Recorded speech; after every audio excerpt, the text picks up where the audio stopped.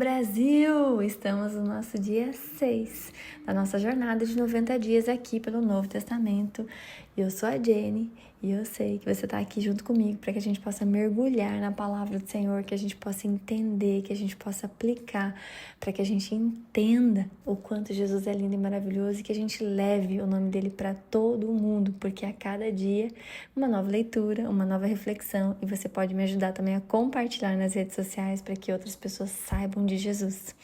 Então pega a Bíblia e abre seu coração e vem comigo nessa jornada. E hoje a gente vai falar sobre Mateus 22. Então pega a sua Bíblia. O meu título está A Parábola do Banquete de Casamento. Jesus lhes falou novamente por parábolas, dizendo: O reino dos céus é como um rei que preparou um banquete de casamento para o seu filho. Enviou seus servos aos que tinham convidados para o banquete, dizendo-lhes que viessem, mas eles não quiseram vir. De novo enviou outros servos e disse: Digam aos que foram convidados que preparei meu banquete. Meus bois e os meus novilhos gordos foram abatidos e tudo está preparado. Venham para o banquete de casamento. Mas eles não lhes deram atenção e saíram. Um para o seu campo, o outro para os seus negócios. Os restantes, agarrando-lhes os servos, maltratando-nos, e os mataram. O rei ficou irado, e enviando seu exército, destruiu aqueles assassinos e queimou a cidade deles. Então disse a seus servos: O banquete de casamento está pronto, mas os meus convidados não eram dignos. Vão às esquinas e convidem para o banquete todos que vocês encontrarem. Então os servos saíram para as ruas e reuniram todas as pessoas que puderam encontrar, gente boa, gente má. E a sala do banquete de casamento ficou cheia de convidados.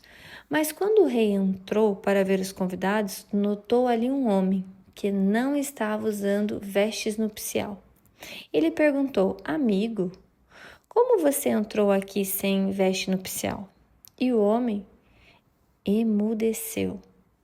Então o rei disse aos que serviam: Amarrem-lhe as mãos e pés e lancem-no para fora, nas trevas.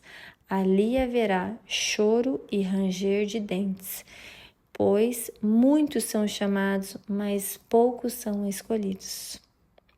E agora a gente vai para o versículo 15, que no meu título está: O pagamento de imposto a César.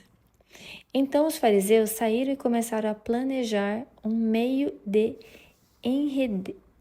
essa palavra tá difícil, Brasil, abre parênteses aí, enredá-lo em suas próprias palavras.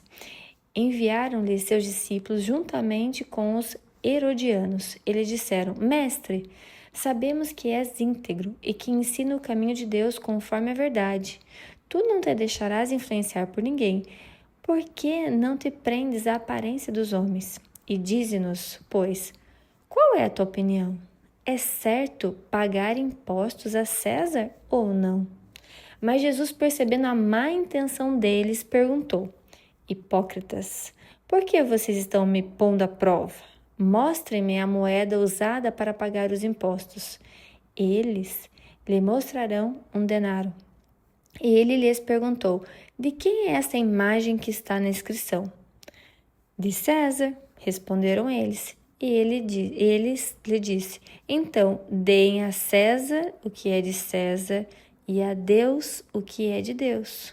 Ao ouvir isso, eles ficaram admirados e retiraram-se. Vamos agora para o versículo 23. O título é A Realidade da Ressurreição.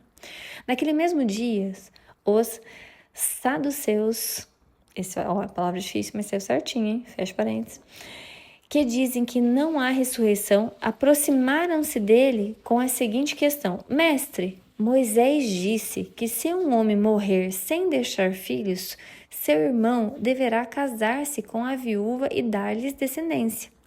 Entre nós havia 7 irmãos. O primeiro casou-se e morreu. Como não teve filhos, deixou a mulher para o seu irmão. A mesma coisa aconteceu com o segundo, com o terceiro, até o 7º. Finalmente, depois de todos, morreu a mulher. Pois bem, na ressurreição, de qual dos 7 ela será esposa, visto que todos foram casados com ela? Jesus respondeu: vocês estão enganados porque não conhecem as Escrituras nem o poder de Deus. Na ressurreição, as pessoas não se casam, nem são dadas em casamento, mas são como anjos no céu. E enquanto a ressurreição dos mortos, vocês não leram o que Deus lhe disse? Eu sou o Deus de Abraão, o Deus de Isaque e o Deus de Jacó.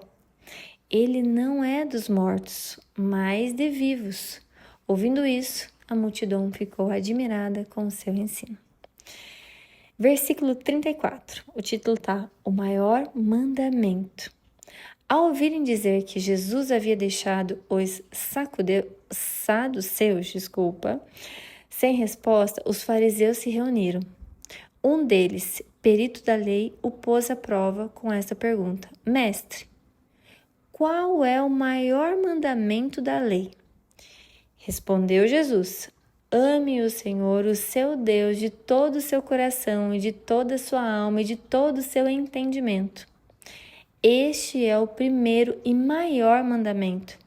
E o segundo é semelhante a ele: ame o seu próximo como a si mesmo. Desses 2 mandamentos dependem de toda a lei e os profetas. Vou repetir, versículo 40. Destes 2 mandamentos dependem toda a lei e os profetas. Então, é para todos, né? Título: O Cristo é Senhor de Davi. Versículo 41. Estando os fariseus reunidos, Jesus lhe perguntou: o que vocês estão pensando a respeito de Cristo? De quem é filho? É filho de Davi? Responderam eles. Eles lhe disse: então, como é que Davi, falando pelo Espírito, o chama Senhor? Pois ele afirma: e o Senhor disse ao meu Senhor: senta-te à minha direita, até que eu ponha os teus inimigos debaixo dos teus pés. Se, pois, Davi o chama Senhor, como pode ser ele seu filho? Ninguém conseguia responder-lhe uma palavra. E daquele dia em diante, ninguém jamais se atreveu a lhe fazer perguntas. É isso, Brasil. Um capítulo comprido, né? Capítulo 22 de Mateus. O nosso mandamento é o amor a Deus e ao próximo. Então, é os 2 mandamentos que nós devemos seguir, que nós devemos lembrar todos os dias e respeitá-los, né? E a ação: ore por um amigo, ore por uma pessoa, né? Porque a gente tem que amar o próximo como a nós mesmos. E nós, sempre quando estamos em oração, nós estamos pedindo por nós, pelos nossos filhos, pela família, por amigos. Só que às vezes não tem aquele amigo distante. Ore por ele hoje. E no post, se você for compartilhar nas suas redes sociais, Mateus 22, versículo 37 e 39. Amarás o Senhor e ao teu próximo como a ti mesmo. Coloca ali, daí pode fazer uma perguntinha. O segredo de Jesus, o amor. Então experimente e conheça quem o ensinou. Que lindo, né? E assim chegamos ao fim de mais um dia dessa nossa jornada encaminhada de conhecer mais Jesus. Que a leitura de hoje toque seu coração, que te aproxime do amor de Deus, que é para Ele. Tudo veio dele e é dele que nós temos que falar. Então nos vemos amanhã e amanhã será o nosso 7º dia. Te espero aqui. Um beijo.